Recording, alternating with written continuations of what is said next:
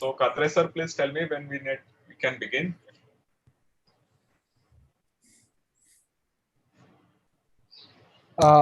Maybe just a minute. Once the YouTube goes live, then we can start. Yeah. कधी हा, करायचं मला सांग. Yes. सांगितलं की मी करेन. Okay. So YouTube live stream setup. I think it's past 4. We are good to go. You can start. All right. It's a pleasure to welcome you all to this seminar. It's my first seminar attendance also. It seems like a very interesting seminar and I'll try to attend as many as possible. So today, Bram Petri from Université Sorbonne at Paris, he is going to give 2 talks. Both are of arithmetic nature. His first one has title Arithmetic Groups through Quaternion Algebras. So over to you, Bram. All right. So thank you very much for the introduction and also thanks for the invitation.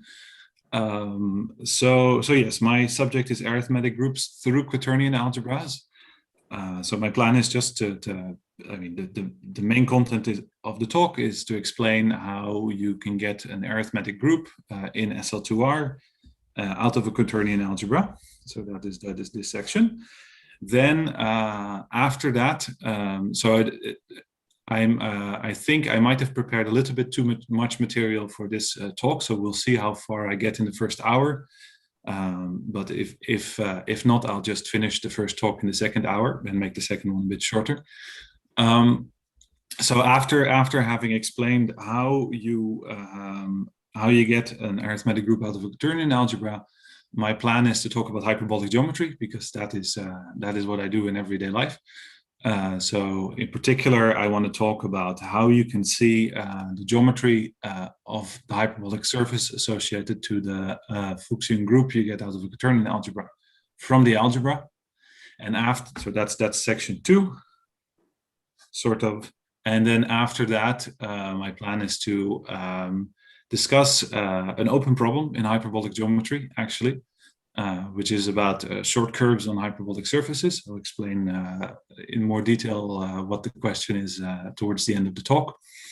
And I'll tell you about how this construction at least gives you progress towards the open question, which is work. So most of what I'm going to say is very classical. So most of what I'm going to say can be found in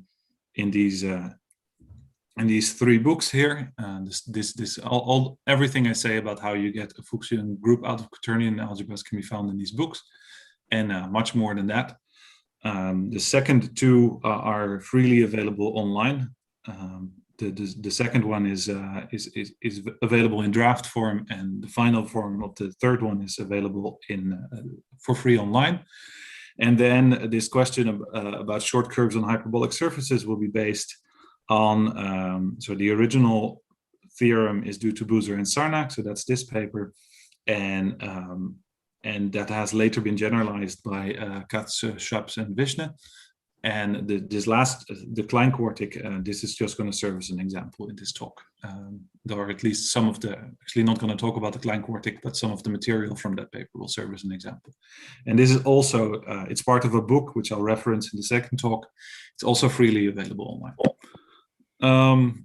All right. Okay. So first of all, what is a quaternion algebra? So quaternion algebra is an algebra over a field. So I just pick some field K, 2 numbers A and B and K, and then as a set, the quaternion algebra, which I will denote by H, A, B, K. Sorry, I forgot to say one thing. The reason for the H is the picture of this grumpy man here. This is William Rowan Hamilton, who was the first to invent quaternion algebras. All right, so as a set, it is just formal linear combinations of an element in your field plus an element in your field times I plus 1 times J and plus 1 times K. So that gives the set. And then it's an algebra with the following addition and multiplication. Addition is just given by coordinate-wise addition, and multiplication is determined by the rules in the second bullet point.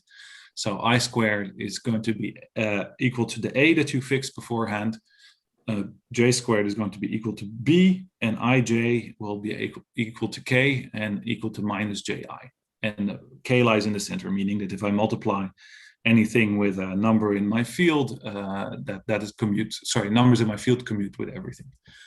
All right. So let's, sorry, before I get to examples of quaternion algebras, there's two more definitions. In a quaternion algebra, you have a notion of a conjugate and a norm. These are the analogs of conjugate and modulus for complex numbers. So the conjugate of a quaternion you just obtain by giving the ij and k a minus sign. And the norm is just like a complex number. Or a complex number, this would be modulus squared. It's the quaternion times its conjugate, which is always, if you do the computation using the rules of multiplication in the quaternion algebra, you'll see that the number that comes out is this expression, which I've written down on the slide, this thing here, and which is in particular is an element of the field that you start with. So a and b lie in the field, x0 up to x3 lie in the field, so this will be an element of your field. All right, so let's do an example. I think the most famous example is HR minus 1 minus 1.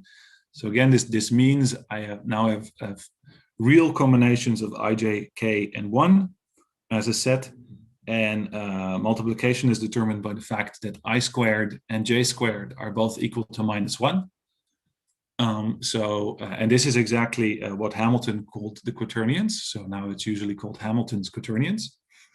And if you work out the expression for the norm here, what you get is this expression, because a and b are minus 1. So you get just the usual Euclidean norm on R4. So what makes this, so that's the setup. That's one setup that you could get. What makes this one special is that it's a division algebra, meaning that if I take a non-zero quaternion, then it has a multiplicative inverse. So an element, if x is non-zero, then there's an element x inverse, so that x inverse times x is 1. And so since the proof is very simple, let me show you the proof. Here you go. So what do? If x is non-zero, then the observation is just that since it's just the norm in this case is just the square of the Euclidean norm. This is hence strictly positive, so I can divide by it. So the inverse, so this quantity here, x conjugate divided by the norm, is actually going to be the inverse. And proving that is just a matter of multiplying this out, because if I multiply this thing with x, then I get x bar times x divided by x bar times x, which is just division of two elements that lie in my field, and that gives 1. So this is indeed the inverse. So in particular, Hamilton's quaternions are division algebra. And what you also immediately see from this proof is that, of course, here I didn't. If you look closely at this proof here, you see that I didn't at all use the fact that I'm lying in this, that I'm working in this specific quaternion algebra. I just used the fact that if x is non-zero, then the norm of x is positive. So in particular, this proof works in any such case, meaning that that my quaternion algebra is a division algebra if and only if the only solution to the only quaternion of norm 0 is the 0 quaternion. Okay, so sorry, I should also say I don't know very well what everyone's background is, so I'm sorry if it's all stuff you're very familiar with. But if not, do interrupt me with questions at any time. So all right, so that was example number 1, quaternion algebras that are division algebras, and in particular Hamilton's quaternions. Then there are also other examples. So here's one. If I take any field K and I take H11, I just get I just get an algebra that as an algebra is isomorphic to the algebra of 2 by 2 matrices over K. So also that is not hard to prove. I'm leaving the part of the proof as an exercise though, but I'll give you how it goes. Because why is this isomorphic to that? So the map that is induced by sending I to this particular matrix, so 1, 0, minus 1, and J to the other one, 0, 1, 1, 0. It turns out that this induces an isomorphism.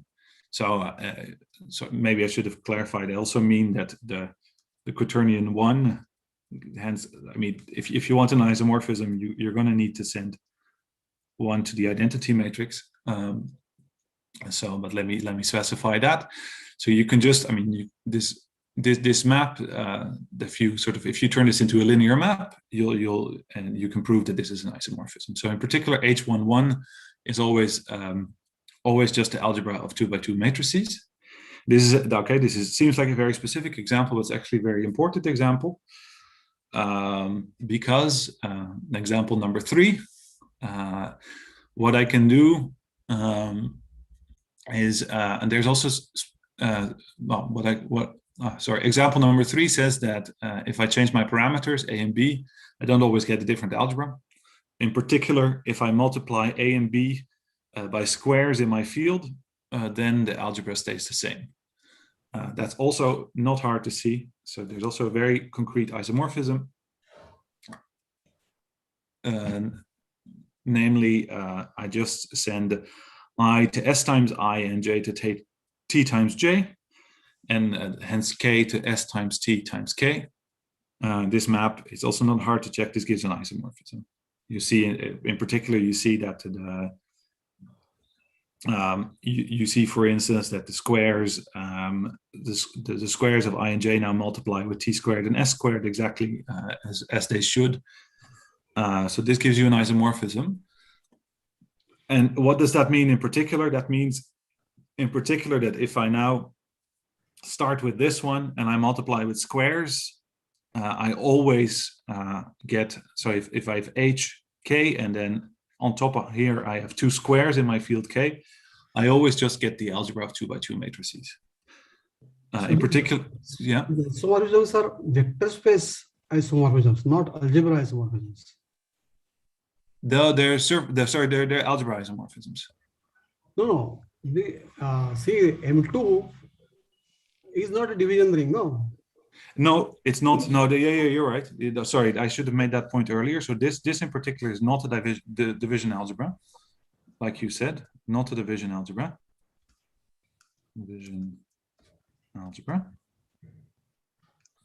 But so the other example was that I only proved. Oops, sorry. No, that's not what I want. Let me go back. So I proved, first of all, I proved that H minus 1 is a division algebra. And I proved that if the norm is not isotropic, if there's no non-zero vector of norm 0, then you get a division algebra. So the conclusion here is that the norm is isotropic. So, which you can also see, because in the case, I didn't write this down, but here in this algebra, the norm of a quaternion x0 plus x1i plus x2j plus x3k. If you work out this expression we had for the norm, you'll see that this is x0 squared minus x1 squared minus x2 squared plus x3 squared. So this norm is isotropic. You can find non-zero vectors that have norm 0. For instance, I don't know, x0 is 1, x1 is 1, and the other two are 0. So in particular, the lemma doesn't apply. So this and we observed that the result is also not a division algebra. Okay, so this is really an algebra isomorphism. Does that answer your question? Yeah. All right. Okay, so in particular, I have sorry, yeah? Bram, I have a very dumb question. How is the norm related with the determinant? It's coming. It's coming. Okay, thanks. So it's not a dumb question at all. It's the same thing essentially. If I'll get there. Okay, thanks. And all right. Okay, and then we had this observation that if I multiply my parameters with a square, then that doesn't change the quaternion algebra. So in particular, if every element in my field is a square, like if my field is algebraically closed, then for any pair of non-zero elements, my quaternion algebra is just the set of 2 by 2 matrices. And that is so. So for instance, if I take quaternions over C, the complex numbers, and I take any A and B, I just get the matrix algebra over C. Okay, so that was my list of examples. Any other questions so far? So Bram, the quaternion algebra, whenever it is not division, it is always a matrix algebra. That's what you are trying. That's what you're saying. That is actually, yeah, that is true. Exactly.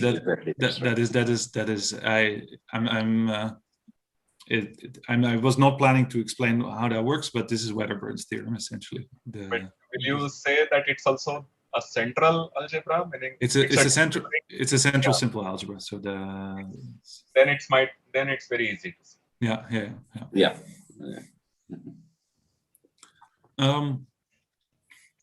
All right. Okay. So that was my list of examples. So now, how do you turn this into a Fuchsian group? So first of all, now I'm going to assume, for simplicity's sake, say that my field K is now going to be a finite extension of Q, and I assume it's totally real, meaning all the Galois embeddings of my field end up in the reals.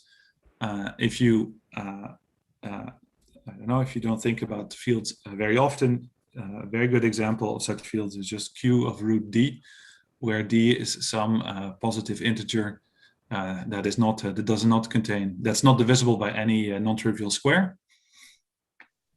All right, and then because then what can I do? Then I have then I have the following map rho, which maps my quaternion algebra to the 2 by 2 matrices. So this I can also do if my quaternion algebra is a division algebra. I can just map this quaternion to the following very explicit matrix. And again, this is a matter of this is a check that I'm not going to perform, but it's you can see that this is an algebra homomorphism. So this maps in fact faithfully maps my quaternion algebra to the set of matrices. Actually, with my assumption on the field, actually I'm going to end up in 2 by 2 real matrices. And then comes the observation that someone already saw coming, the fact that if you compute the determinant of this matrix, it's just a matter of that times that minus that times that. If you work out this expression, you'll see that it's exactly the norm of the quaternion. So the determinant of the matrix is exactly this reduced norm of the quaternions.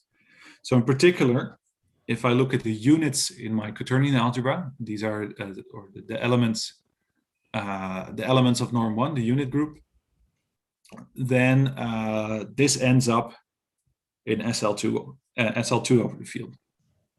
So this is at least, so now I'm not talking about Fuchsian groups yet, but you now already see that I can get a group out of the quaternion algebra, namely some group of 2 by 2 matrices.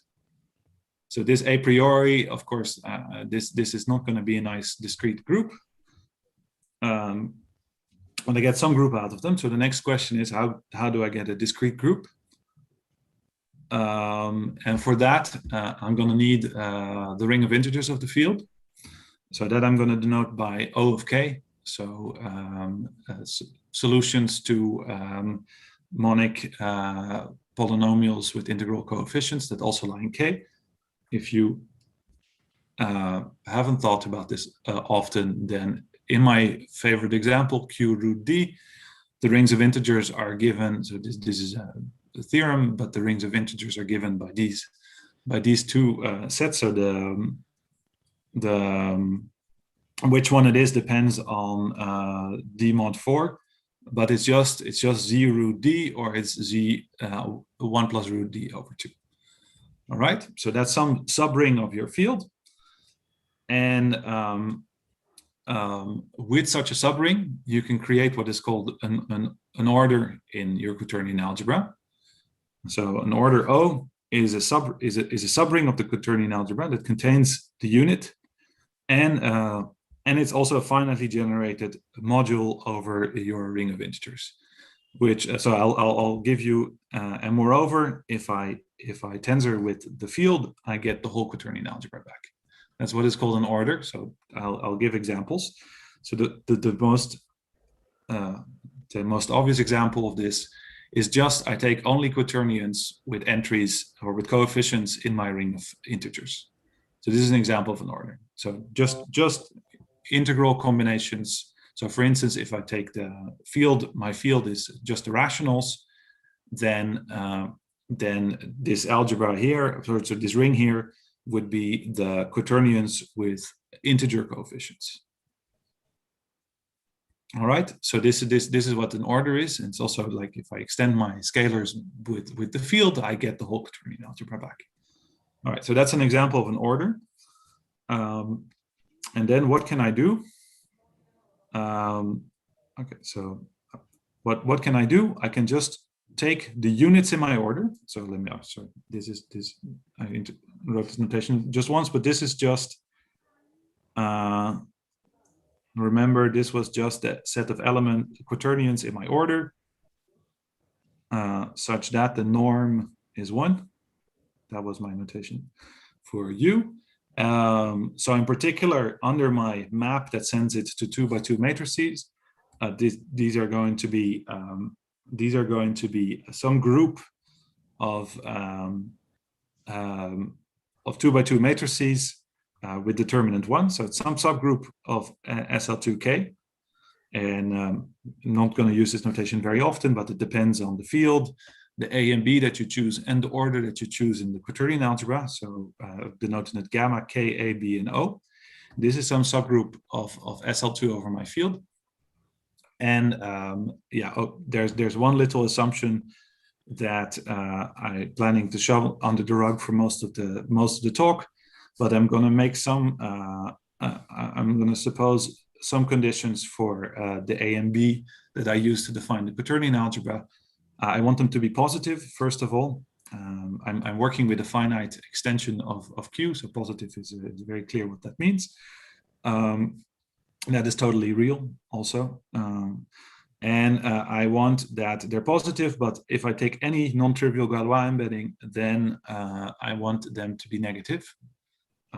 So ignore this if you've never thought about this, but for those who know, this guarantees that this map actually ends up in SL2K and it's not in some larger, more complicated group. All right. Okay, so anyway, out of an order in a Quaternion algebra, through a very explicit homomorphism to the set of 2x2 matrices, I get some subgroup of SL2K. And this is what in this lecture we'll call an arithmetic group.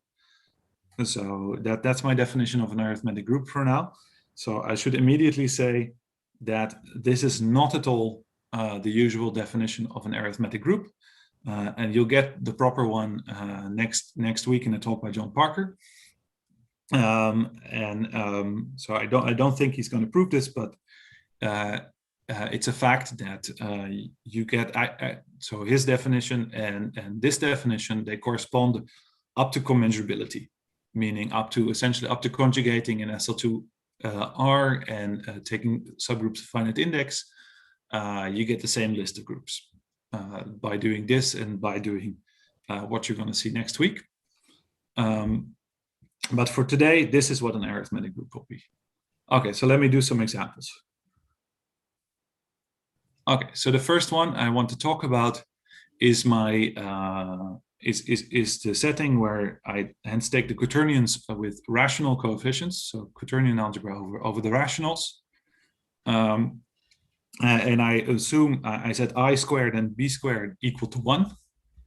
And as the order, I just take, remember these are A, B, this was my field, and this was the order I use in my Quaternion algebra. The order I'm going to use is just quaternions with integral coefficients. All right. So here's the norm. So this is isotropic. So particularly it's not a division algebra, even if that is not relevant right now. And if you work out, so let me go back to this map. Where is it? Yeah, here's my map rho. If you work out, so now I said I'm gonna set A equal B equal 1, K equal Q, and O equals quaternions with integer coefficients. Then, so if you look at this map, with A, this matrix simplifies a lot. If you set A and B equal to 1, it just go to an integer quaternion just goes to x0 plus x1, x2 plus x3, x2 minus x3, and x0 plus x1. Okay, so this is the image of that map. Okay, where was I? Here. All right. So in particular, okay, so I've written down my homomorphism here again. In particular, the entries are integers, and they have determinant 1, because I'm looking only at the norm 1 quaternions. And so in particular, I end up in SL2Z. So let me write that down. Actually, rho, in this case, a rho of UO is hence a subgroup of SL2Z.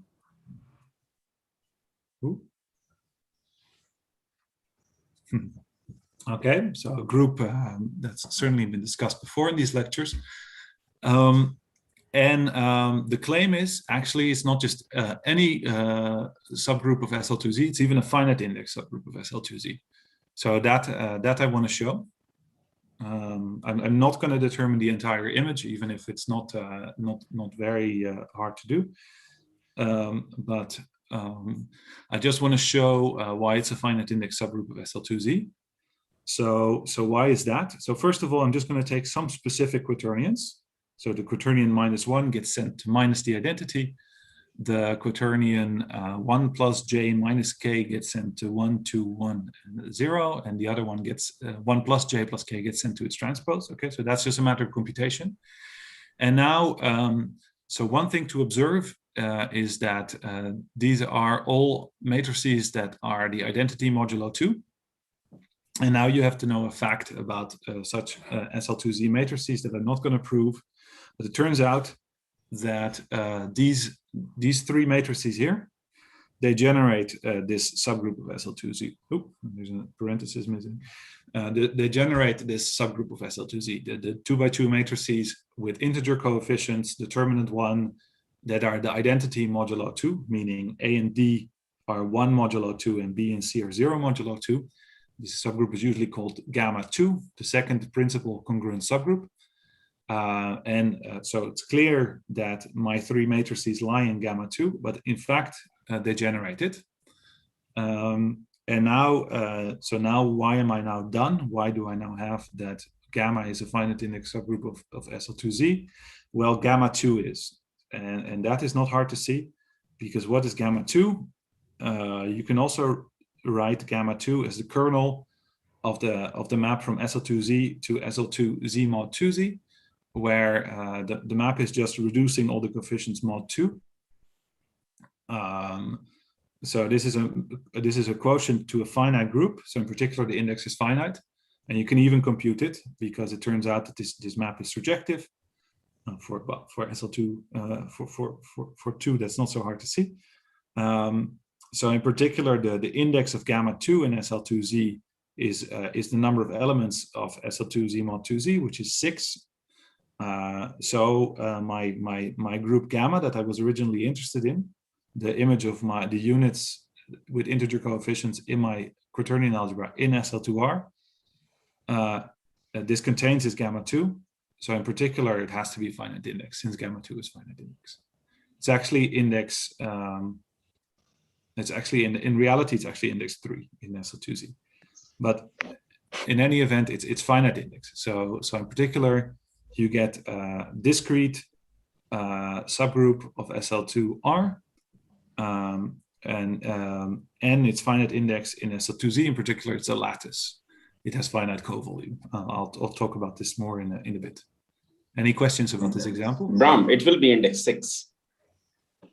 But that's okay. Yes. Gamma 2 is index 6, but gamma itself is slightly larger. Yes.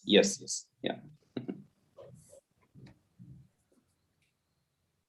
Any other questions? I have a question. Sorry? All finite index subgroups of SL2Z arise this way, right? Sorry? All finite index subgroups of SL2Z arise this way.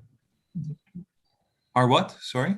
I still don't hear the last word. Whether they arise like this. Yeah.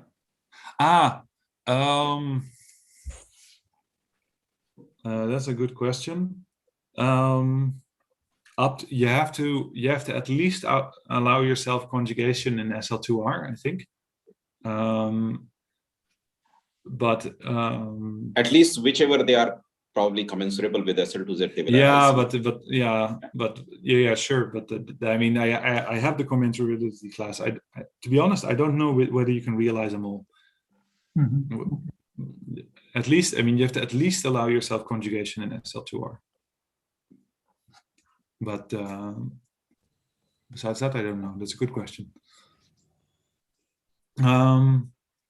All right. Okay. So that's example number 1. Example number 2 is another finite extension of Q. Namely, you take eta, this particular algebraic integer, 2 times the cosine of 2 pi over 7. So maybe some people you've been studying triangle groups, so you maybe see where this is going. I forgot. I don't know by heart the minimal polynomial for this number anymore, but it's not hard to figure out. So it's an algebraic integer, so you can join it to Q, you get a finite extension. And then what we're going to do is we're going to consider the following order.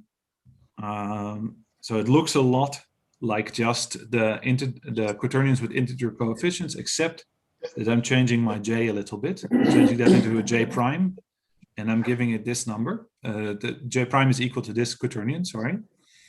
Okay, so that's not hard to prove that this is an order in Q adjoin eta. And so I can shoot at it with the same machine.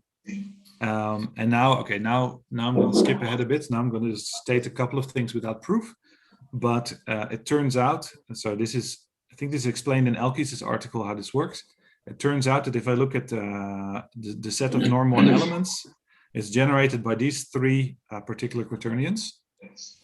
And the only relations they satisfy are these ones. The squares are -1, and G2 is G7 times G3. Sorry, I messed up. This should be a 3, and this should be a 7. So in particular, if I look at if you believe me that these are the generators and the only relations, what you then see is that so what are these going to be in PSL2R? So what I do is I have my map rho, which goes from the units in H to SL2R, and then I just post-compose with the quotient map to PSL2R. Then I get some group of hyperbolic isometries. You can already see from these powers that G2 is going to be a rotation of order 2, and G3 of order 3, G7 of order 7. So it's not a surprise that I get some subgroup of the triangle group, and I get exactly, so PSL2R, of course, is only the orientation preserving isometries of the hyperbolic plane. So I get the index 2 subgroup of orientation preserving elements in the 2, 3, 7 triangle group. Okay, so that's another example of a group you can obtain out of this machine. Now, the thing you should observe is that both of these groups, they're finite index subgroups of lattices. So they're discrete, and their finite co-volume. And this is not a coincidence. So this is, So this is always true. Now I just wanted to recall the fact that they act on the hyperbolic plane. So if you take the upper half plane model for the hyperbolic plane, just a set of complex numbers with positive imaginary part, you equip it with this metric. Then, as you've seen in John Parker's talk, and you probably all know very well, this PSL2R acts on the upper half plane, and it's just a computation. This preserves this Riemannian metric. So it's, in fact, it turns out all orientation preserving isometries for this Riemannian metric are of this form. So in particular, both of my groups, both of my examples, and in general, all my arithmetic groups act by isometries in the hyperbolic plane. And so in my examples, we saw a finite index subgroup of SL2Z, and we saw a finite index subgroup of the 237 triangle group. They both had the property that they're discrete, and the quotient of H2 mod the group is finite volume, and that persists for all of them. It's harder to prove, but it's true. So I'm just going to state it as a fact. So if I take an arithmetic group, it will be discrete, and its co-volume is finite. Moreover, this question of division algebra versus matrix algebra, this also determines something. That this determines compactness. And so if your quaternion algebra is a division algebra, then the quotient will be compact. If your quaternion algebra is a matrix algebra, then the quotient will not be compact. So in particular, for instance, we didn't discuss it, but for instance here, this quaternion algebra here, hence, is a division algebra, because the quotient by the 237 triangle group of the hyperbolic plane is compact. So that persists for finite index subgroups. So in particular, this has to be division algebra, which is the case. Okay. And then, okay, so I'm not going to prove this because in generality takes too long, but I'm going to wave my hands at part of it. I just want to explain discreteness. So discreteness essentially, okay, morally, discreteness comes from the fact that your order is going to be a discrete set. If I think of my quaternion algebra, not as a four-dimensional vector space, but for instance, if it's Q adjoin a square root, I think of it as an eight-dimensional thing. My order is going to be a discrete thing in that, and using that you can prove discreteness. Here, so this okay. This okay. I know this is not. This is just a hint at what happens. This is explained very well in John Voigt's book, for instance. Here, I just want to do an example. So now I'm just going to assume that I take Q, and I take two for my field. I take two numbers A and B that are positive, and I want to sort of sketch discreteness. So what? Sorry, I made one mistake here. So this is not great. Sorry. So let me just, in the notation, this A and B are not the same as this A and B here. In particular, these ones refer to the ones in the matrix. That's not great. Sorry. Okay. So I want to prove discreteness in this very particular case. So the first observation is that since I'm dealing with topological groups, meaning gamma is a subgroup of SL2R, and left multiplication by gamma is continuous, I just need to show that the identity of gamma is isolated in SL2R among other elements of gamma. So that's what you need to do. And then I just claim, so this you can check by hand, that this neighborhood here, this U, this is actually an open neighborhood. It's clearly open. It has open conditions on the coefficients of my matrix. It contains the identity that is also direct. But it actually turns out that this is, so this you can check by hand in this setting, that this is does not contain any other elements in gamma. You just look where my homomorphism to 2x2 matrices sends elements in gamma, and you just prove that the coefficients are too large to end up in U if they're not trivial. Okay, so this gives you a very concrete open neighborhood. So this shows discreteness in this particular case. Finite covolume, I was not planning to talk about, but again, just like for the triangle group in SL2Z, that persists. All right. Okay, so now that was my that was all for my introduction into how you build a group out of a quaternion algebra. Now I want to talk some more about the geometry and topology. So now I want to talk about, sorry, maybe I should first ask, are there any questions so far? If not, then I would like to talk a little bit about lengths of curves. So my quotient, so now I'm just going to talk about hyperbolic surfaces for a bit, but you should have in mind the quotient of the hyperbolic plane by an arithmetic group. So this is in all general, if your arithmetic group has torsion, this is not really a surface, but this is something I'm going to ignore for the talk. But if it's so, just assume it's torsion free up to finite index. That is true in any event. And so now associated to your arithmetic group, you have a hyperbolic surface, and I want to talk about a little bit about curves on hyperbolic surfaces. So so the first fact that you need to know is, so I want to look at the lengths of geodesics. The first thing you need to know in a hyperbolic surface is that if I have an essential free homotopy class of closed curves, so essential here means, essential here just means that it's not homotopic to a point. Topic to a point, and if my surface, it might be that my surface has cusps. If the group is not co-compact, then there will be cusps, and I want to exclude that too, or a single cusp. All right, so that's essential. Free homotopy just means that you forget about base points. So you're allowed to slide the whole curve around without fixing a base point anywhere. And then the hyperbolic geometry fact says that in each one of them, you can find a unique geodesic, and this geodesic also minimizes the length among curves in the class. So the picture you should have in mind is the picture I've drawn next to it. This is this here. This picture, the top picture.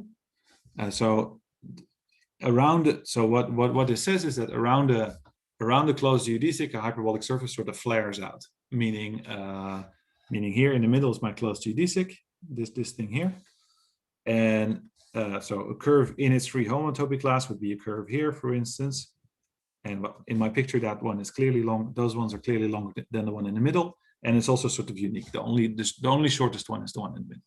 All right. So in particular, in hyperbolic surfaces, free homotopy classes correspond 1-to-1 to closed geodesics. Okay, so that's fact number one. So the question is going to be, how are the lengths of these geodesics distributed? All right. Then the second fact you need to know is that, okay, so now we know that closed geodesics correspond to free homotopy classes. And free homotopy classes 1-to-1 correspond to conjugacy classes in your fundamental group. And it turns out, it's a hyperbolic geometry fact, that closed geodesics correspond 1-to-1 to hyperbolic elements in your group gamma. So let me first recall that I'm here. Let me first recall that an element is hyperbolic. That's just a condition on its trace. So if we have a matrix in PSL2R, so an orientation preserving isometry of the hyperbolic plane, then one way to say what it means to be hyperbolic is to say that, so the trace of the matrix is of course not well defined, because the matrix itself is only defined up to ±1, but the square of the trace is well defined, which so a plus d squared. If this is more than 4, then you call the matrix hyperbolic. This has a geometric interpretation as well. For instance, if you think about the hyperbolic plane, these are exactly the elements that when they act on the hyperbolic plane, they have no fixed points in the hyperbolic plane itself, and exactly two fixed points in the two distinct fixed points in the boundary of the hyperbolic plane. So that's a geometric way of phrasing the same thing. But from an algebraic perspective, it just means that the trace squared is more than 4. And the length, so a classical example of this, this is the matrix lambda root lambda lambda minus 1 over root lambda. So how does this act on the hyperbolic plane? This just acts by root lambda. Okay, 0 lambda inverse. This acts on z by the standard linear fractional transformation. So this would be root lambda times z divided by 0 times z plus 1 over root lambda times z. So this is just lambda z. Okay, z in h. Okay, so this is how this acts on the hyperbolic plane. So you can very easily, so okay, in particular, this if lambda is a positive number, this has no fixed points. I've sort of drawn the inside the hyperbolic plane. I've drawn the action here on the right. So this is what does this do? So here's it multiplies elements in the upper half plane by this number lambda. If I think on the boundary of the hyperbolic plane, so the real line and infinity, it fixes 0. And here's plus infinity. And it sort of pushes up towards infinity. In particular, the elements along the imaginary axis just get pushed up straight along the geodesic towards infinity. And this is really the stereotypical element of stereotypical example of a hyperbolic element. And then, so again, the fact says they one-to-one correspond to closed geodesics.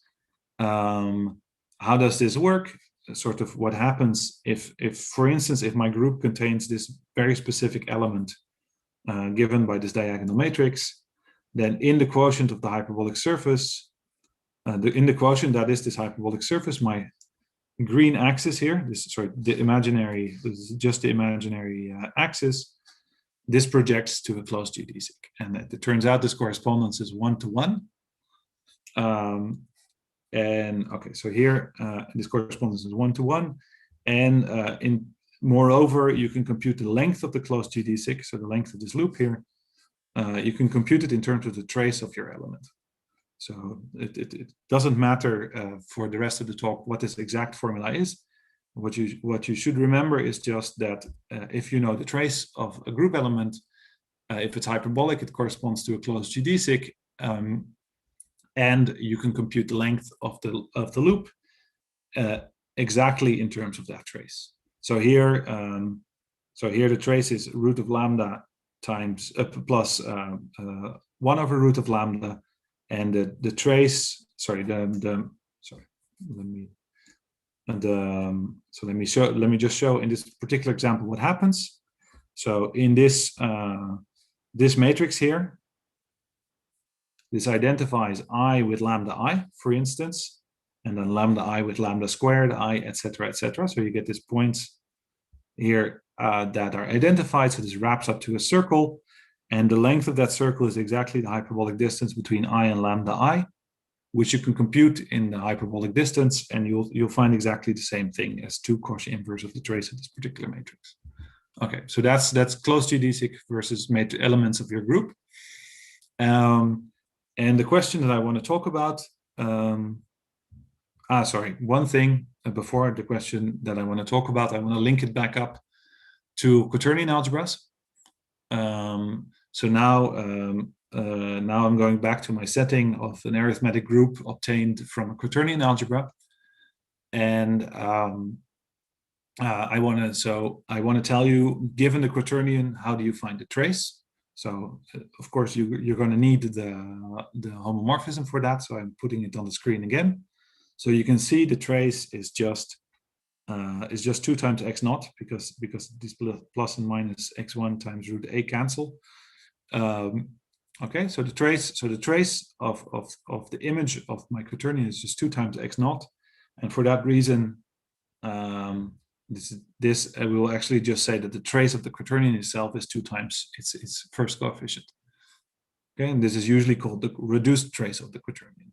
So now in terms, so the moral of all of this is, if I want to understand the length of closed geodesics on a hyperbolic surface associated to a quaternion algebra, what I need to understand is the traces of quaternions in my unit group and in my order.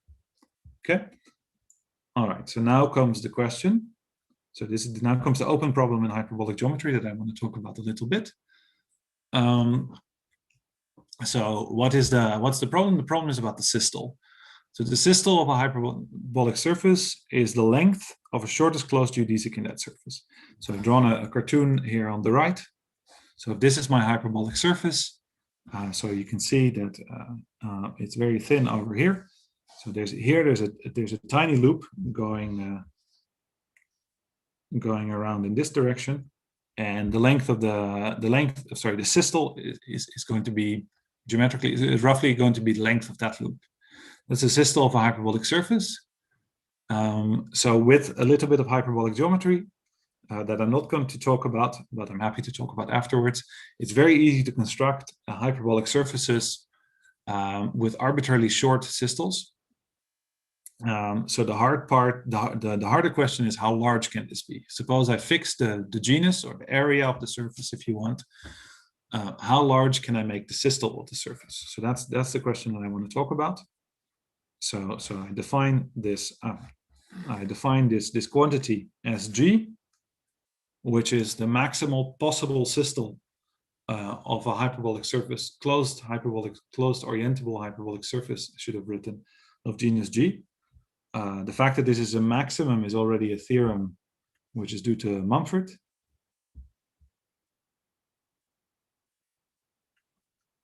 And also the supremum.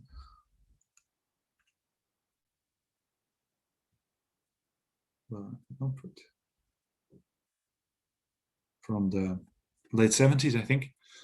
And the question is just, what is this? What is this as a function of genus?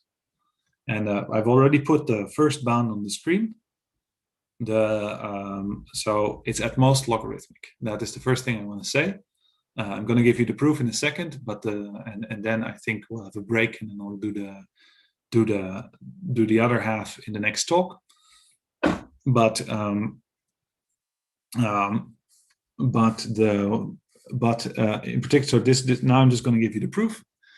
And the point of the next half is that actually with this construction through quaternion algebras, you can get pretty close to this bound. The only problem is the number. You can't achieve the number 2 here.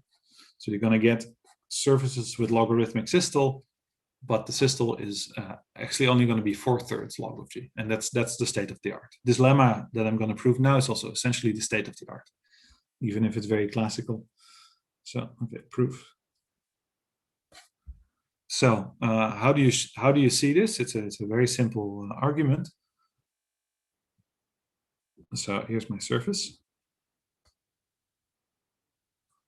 Okay, so now I'm going to do the following: take any point in the surface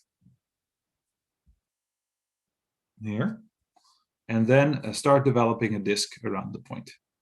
Meaning, I start with a small disk, I increase the radius, and at some point, okay, so it's going to maybe wrap around the surface like this a bit. And at some point, of course, this disk is going to start overlapping if I keep increasing the radius. So let's look at the first point where it overlaps. What happens in that case? So maybe it overlaps on the back. Oh, yellow is not very visible. Let me change the color. We haven't had green yet. Right. So then I get a radius here, so which I'm going to say is length R. And I'm going to get a radius here, and they meet, sort of.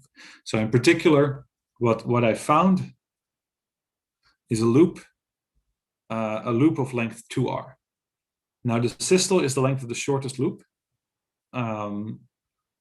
So in particular, I mean, okay, this loop that I found with my 2 radii, it might not be a geodesic, but then I go back to my previous fact that says I can slide it along, and then it will become a geodesic, and its length is going to get shorter. So I have really found a geodesic of length 2R, or at length at most 2R. So in particular, the systole can be at most 2R. So what does this really say? This says that if I take the disk of radius the systole over 2 around any point in my surface,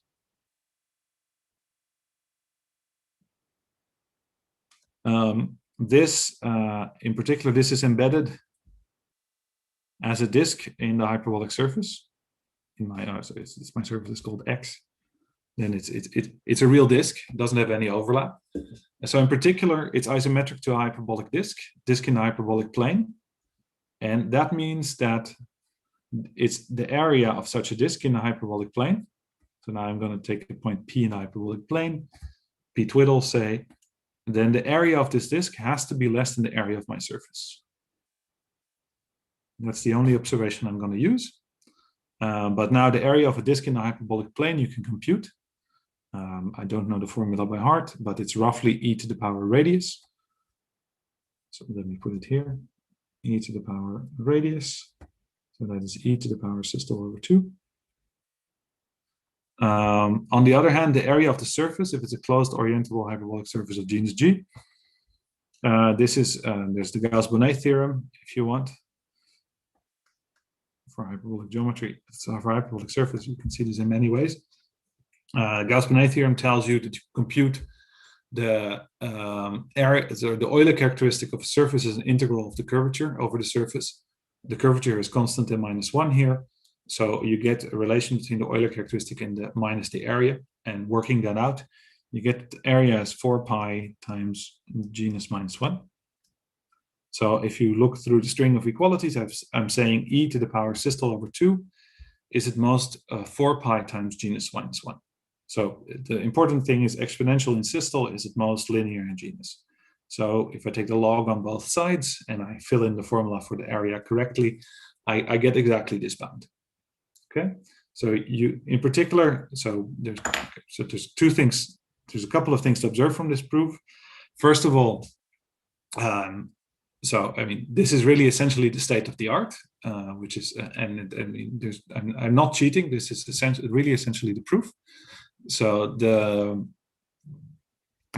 so it's very simple. It's also very well known, and it also tells you that if you have logarithmic systole in a hyperbolic surface, you sort of have you have large embedded disks or disks of large radii that embed in many places of the surface. So you sort of have the area of the surface is filled up by these large disks. So that should tell you sort of the simple argument should also sort of convince you that it's hard to get surfaces of logarithmic systole, which is true. There are not so many known constructions, but after the break, I want to talk about this, namely that you can achieve this using this Quaternion algebra construction. So this is work by Boozer and Sarnak, and then later generalized to a larger set of arithmetic groups and also the higher dimensions. By now there's work in any dimension, but Katsap and Vishna generalized to dimension 3. But anyway, you can find, using this construction from just before, you can find surfaces of really large genus with systole that is logarithmic and with a very specific constant, namely 4/3.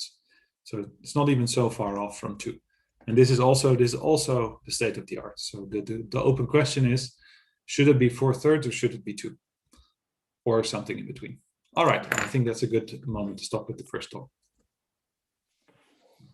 Thanks a lot, Ram. Are there any questions? Chitu, please go ahead. No, I don't have any question. I'm just commenting. Yeah. Hello, Sripath. You're asking whether I have a question or not? Yeah, no, I don't have any question. Okay. Ram, what kind of conditions would be on the Quaternion algebra for having a triangle group, arithmetic triangle group among the Fuchsian? That's a good question. I mean, if we have a triangle group with curves or compact, so for compact, you said that it would be a division algebra. But if you want,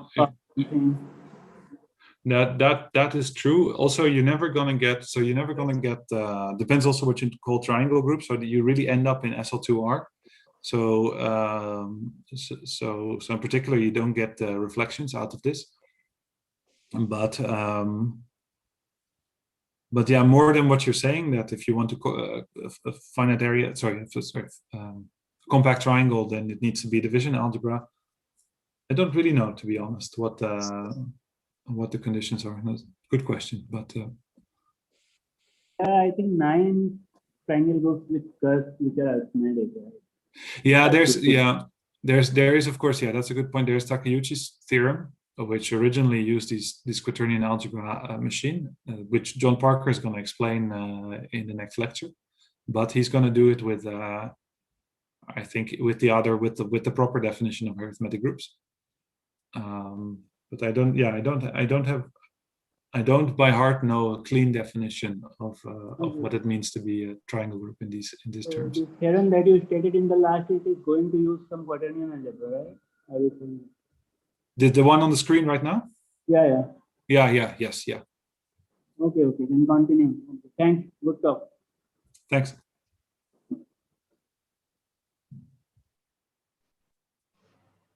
Any other question? Okay, so maybe we can appreciate the Bran's second talk also and do it at the same time. So see you again at around in 20 minutes or so. Yeah. See you soon. Yeah. You.